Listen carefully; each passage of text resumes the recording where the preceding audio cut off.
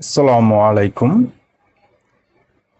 শিক্ষার্থীদের mobile phone নিয়ে শিক্ষা প্রতিষ্ঠানে প্রবেশ নিষেধ এমন একটি প্রজ্ঞাপন জারি করেছেন মুন্সিগঞ্জের সিরাজদিখান খান উপজেলার নির্বাহী কর্মকর্তা ইউএনও রুম্পা ঘোষ।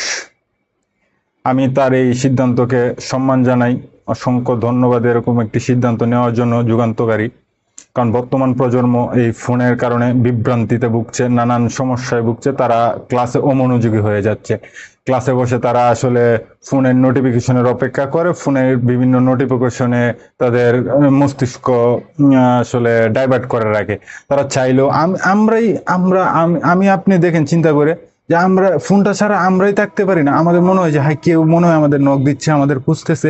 নানান মানে কি একটা অবস্থা, যে ফোনটা না থাকলে মনে হয় যে কি যেন একটা মিসিং।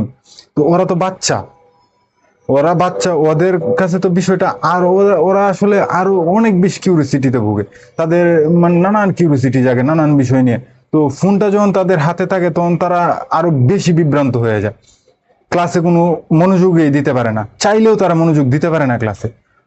কিংবা একজন শিক্ষার্থী ধরেন ফোন নিয়ে ফোন দেখতেছে না, সে ফোন পকেটে রাখছে, সে খুব মনোযোগী ক্লাসে, কিন্তু তার পাশের সিটে বসা আরেক ফ্রেন্ড মনে করেন যে সে তার ফোনটা নিয়ে ফেসবুকে কল করতেছে কিংবা বিভিন্ন নোটিফিকেশন দেখতেছে।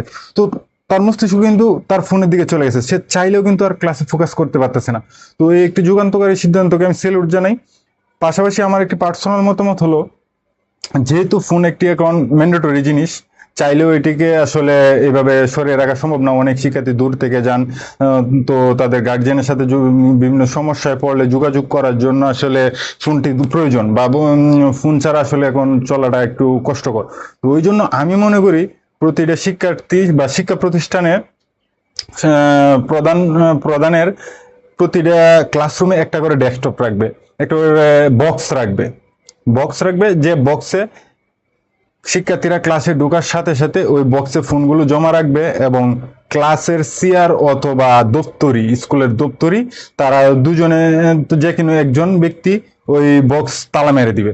তারপর যখন স্কুল ছুটি হবে তখন প্রত্যেক শিক্ষার্থী আবার তার নিজ নিজ ফোন নিয়ে আবার শিক্ষা প্রতিষ্ঠান থেকে বাড়ির উদ্দেশ্যে রওনা দিবে।